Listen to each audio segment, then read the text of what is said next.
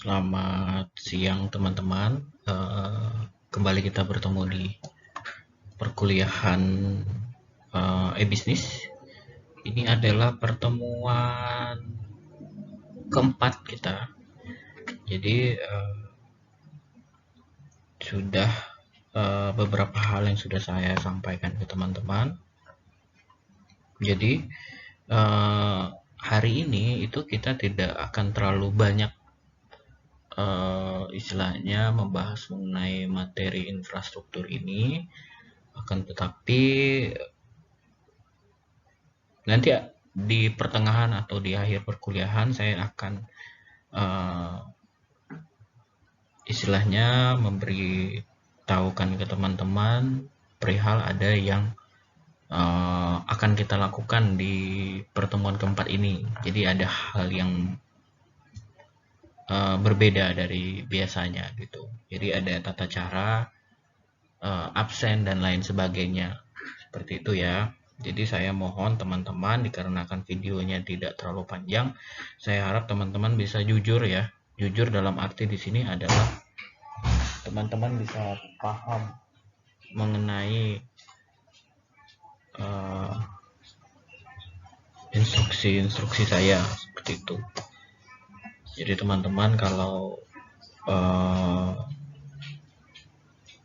tidak jujur atau tidak istilahnya menonton video ini hingga habis, maka ya kesalahan-kesalahan tersebut akan terlihat gitu. Jadi teman-teman saya harap tetap semangat, berusaha untuk melihat video ini sampai selesai, karena di lain sisi saya juga berusaha untuk membantu teman-teman menyiapkan materi ini dengan sebaik-baiknya, seperti itu ya.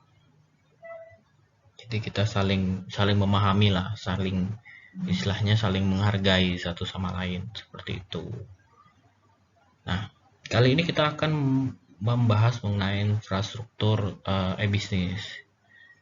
Jadi untuk dapat sukses berbisnis di dunia maya, itu kita juga memerlukan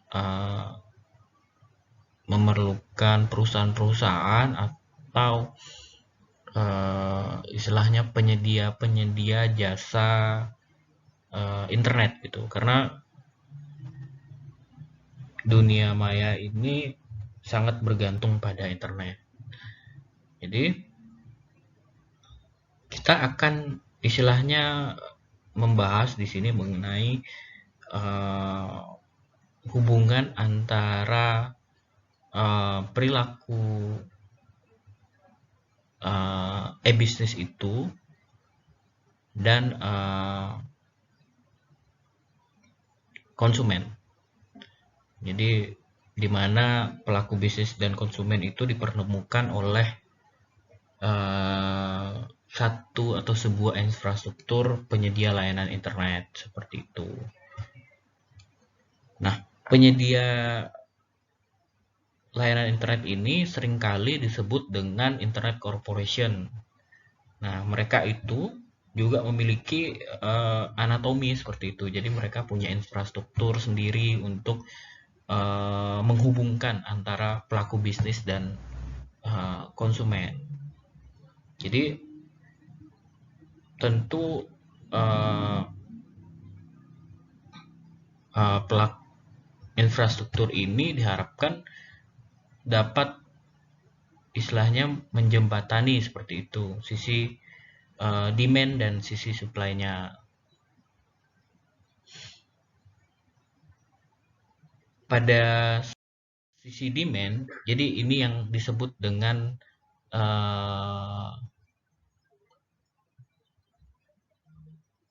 infrastruktur e-bisnis atau yang berkaitan dengan perusahaan penyedia layanan internet, seperti itu. Jadi kembali lagi tadi ada sisi supply dan sisi demand, di mana pada sisi demand itu terlihat bahwa paling tidak ada 4 stakeholder yang istilahnya memiliki kepentingan ya akan keberadaan infrastruktur ini gitu.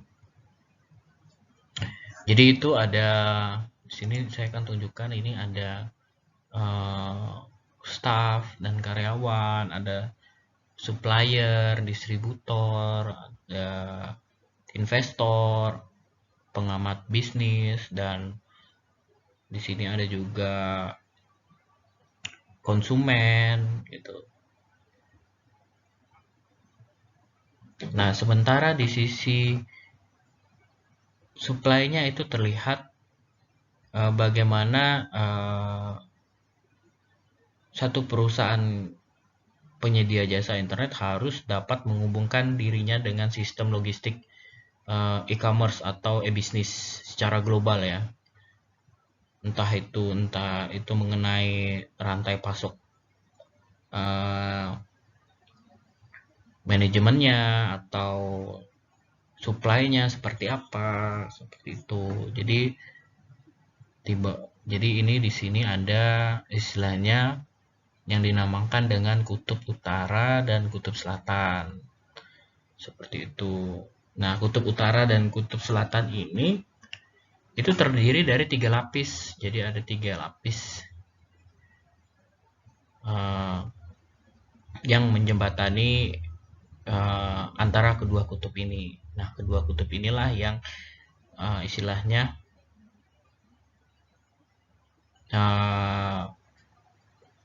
yang ditempati oleh stakeholder dan perusahaan e-bisnis atau e-commerce.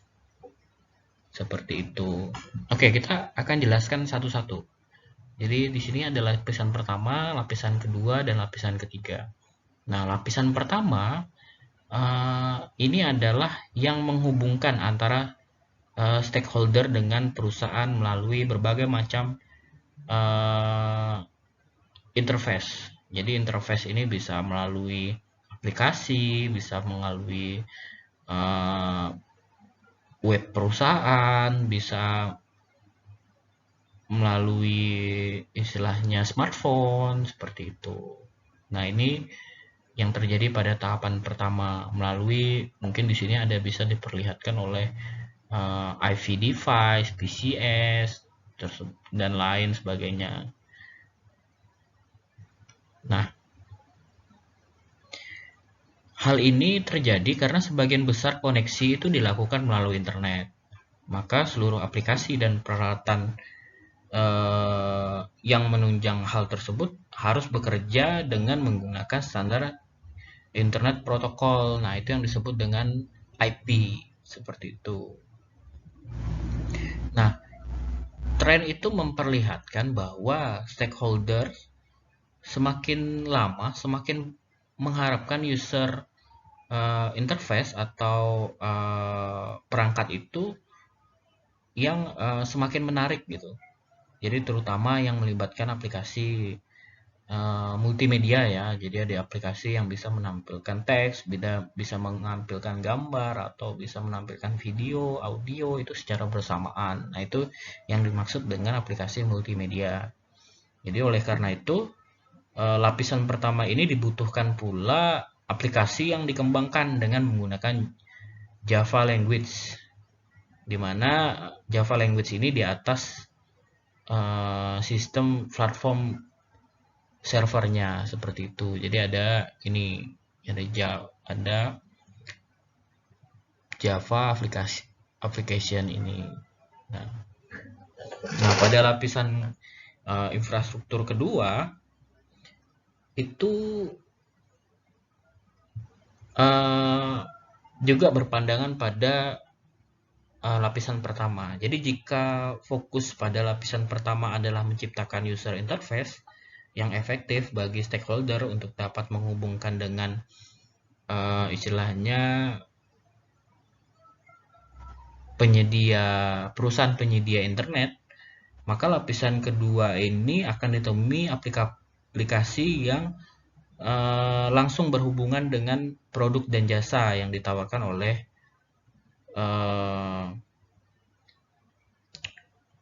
perusahaan tersebut. Jadi sesuai dengan model bisnis yang ada. Jadi yang harus diperhatikan oleh manajemen dengan sehubungan hal ini adalah bagaimana Internet Corporation ini dapat beradaptasi dengan dinamika bisnis yang ada.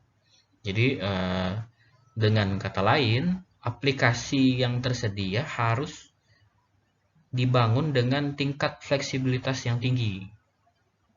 Seperti yang saat ini mungkin kita bisa temukan ya, entah itu di Tokopedia, entah itu di Shopee, seperti itu fleksibelnya sangat tinggi. Dari mulai mencari produk hingga melakukan pembayaran itu fleksibelnya tinggi gitu. Jadi oleh karena itu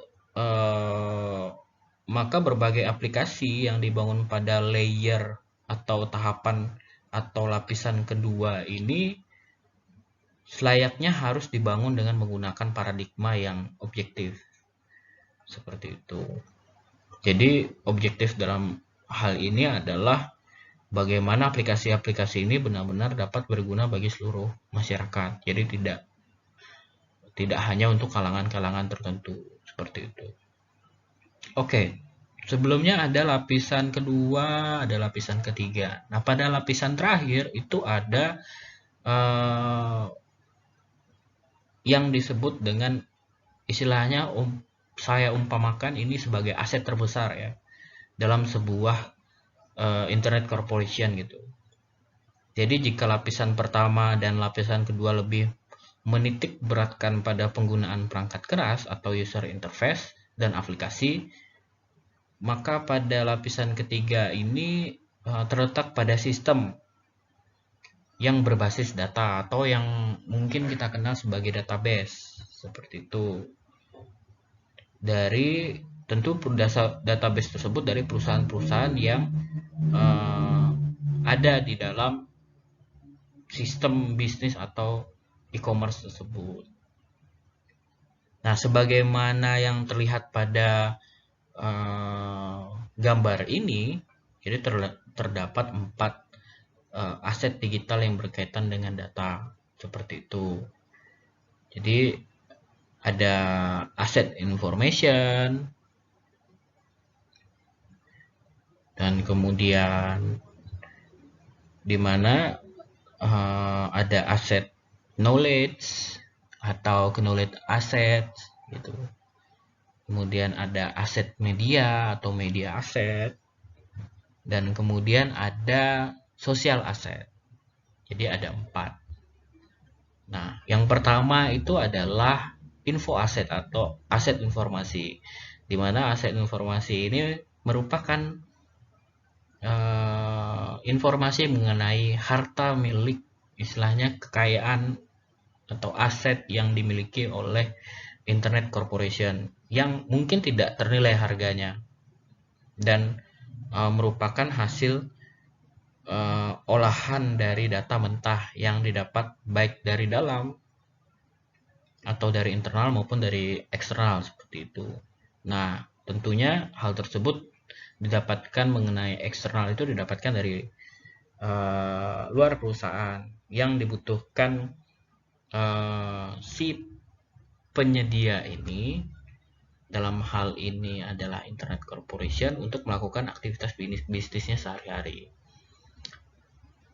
Yang kedua itu adalah aset pengetahuan. Nah, aset pengetahuan ini merupakan kumpulan dari informasi yang telah diolah dan disebarluaskan oleh berbagai khalayak untuk keperluan Internet Corporation itu sendiri.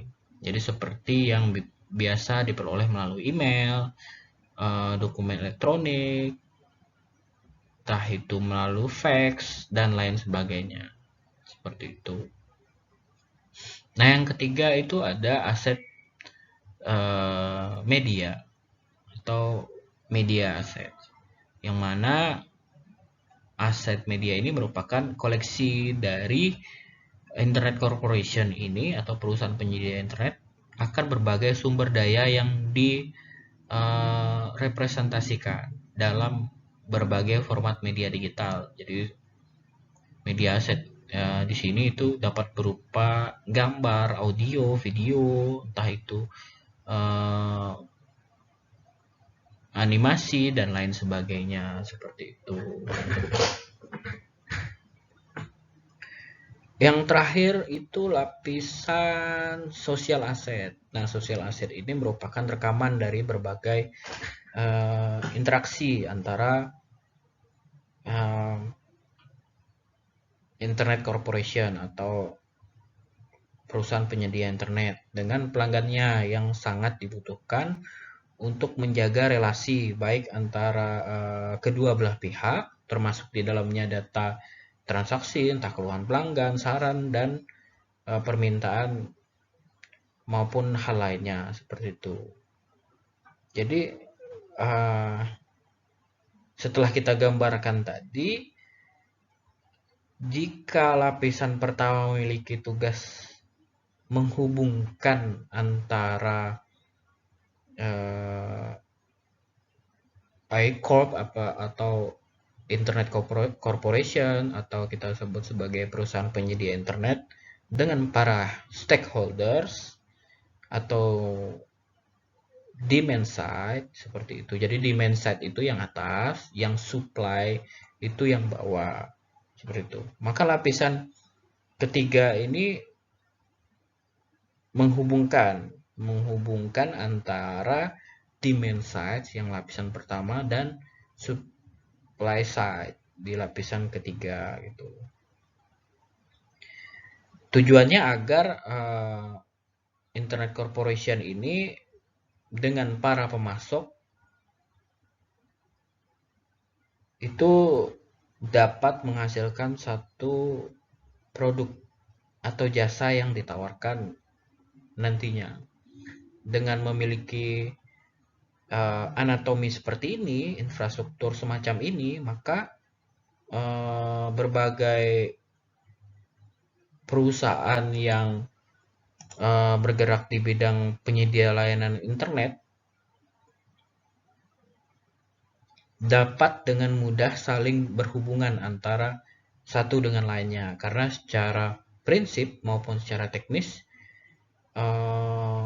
internet working ini dapat dengan mudah dilakukan dengan membagi perihal semacam kita sebutnya arsitektur teknologi perusahaan menjadi 3 lapisan besar ini seperti itu. Oke. Jadi kita tidak akan terlalu panjang untuk perkuliahan kali ini karena saya tidak mau fokus ke infrastruktur ini. Bukan berarti saya mengabaikannya, tetapi saya ingin teman-teman lebih fokus untuk berpikir untuk memasarkan produk teman-teman di e-bisnis. Tetapi ini saya hanya menggambarkan, istilahnya saya tetap menggambarkan situasi secara umum seperti apa sih anatomi perusahaan. Dalam hal ini demand dan supply itu dapat bertemu gitu. Jadi ini dapat terlihat bahwa para pemilik perusahaan dan para pemasok itu dapat dipertemukan oleh aplikasi atau hal-hal lainnya seperti itu. Pada pertemuan kali ini kita hanya akan menjelaskan 3 lapisan ini. Jadi tentu tidak hanya menjelaskan lapisan ini, di perkuliahan ini saya akan memberikan evaluasi. Nah, silahkan teman-teman isi nanti evaluasinya. Akan tetapi ada caranya. Caranya adalah teman-teman saya harapkan dapat mengisi evaluasi tentu dengan menonton film ini secara istilahnya menonton video ini secara full dari awal hingga akhir, dan kemudian teman-teman isi evaluasinya. Setelah itu teman-teman kumpulkan evaluasinya kepada saya. Nah, tunggu instruksi dari saya baru teman-teman boleh melakukan absen. Jadi jangan coba-coba untuk absen duluan. Karena tentu akan ketahuan apabila teman-teman absen duluan, seperti kelas-kelas saya yang sebelumnya, mereka absen duluan berarti mereka ketahuan bahwa mereka tidak nonton video perkuliahan saya sampai selesai. Seperti itu. Jadi harus ikuti instruksi dari saya. Jadi saya ulangi, yang pertama, teman-teman tonton videonya sampai selesai. Yang kedua, isi evaluasi yang saya kirimkan. Yang ketiga, kirimkan kepada saya secara pribadi atau chat saya pribadi. Kemudian tunggu instruksi dari saya. Setelah teman-teman saya instruksikan untuk melakukan absen, silahkan absen di grup. Jadi tahapannya jelas. Jangan teman-teman bikin aturan sendiri gitu. Nah, saya harap teman-teman juga dapat disiplin dalam hal ini karena saya memberikan waktu yang panjang seperti itu. Jadi maksimal itu hari Senin itu teman-teman sudah harus mengumpulkan evaluasi tersebut. Karena kalau teman-teman tidak mengumpulkan evaluasi tersebut, walaupun teman-teman sudah mengisi absen, saya tidak akan anggap hadir. Seperti itu ya. Jadi teman-teman berusaha untuk memahami isinya, dan saya juga berusaha untuk memberikan bantuan kepada teman-teman. Jadi apabila ada yang kurang jelas, nanti silahkan chat pribadi kepada saya gitu. Jadi bisa lebih fokus untuk melakukan diskusi seperti itu. Begitu ya. Jadi terima kasih untuk perkuliahan kali ini. Jadi saya harap teman-teman tetap semangat, jaga prokesnya. Saya berencana untuk beberapa minggu ke depan melakukan kuliah secara Zoom atau Google Meet. Jadi saya harap teman-teman dapat mempersiapkan diri sesuai istilahnya dengan melihat kondisi yang ada pula. Jadi saya harap teman-teman bisa memahami hal tersebut ya. Ya. Oke, itu saja. Terima kasih. Selamat siang dan Tuhan Yesus memberkati.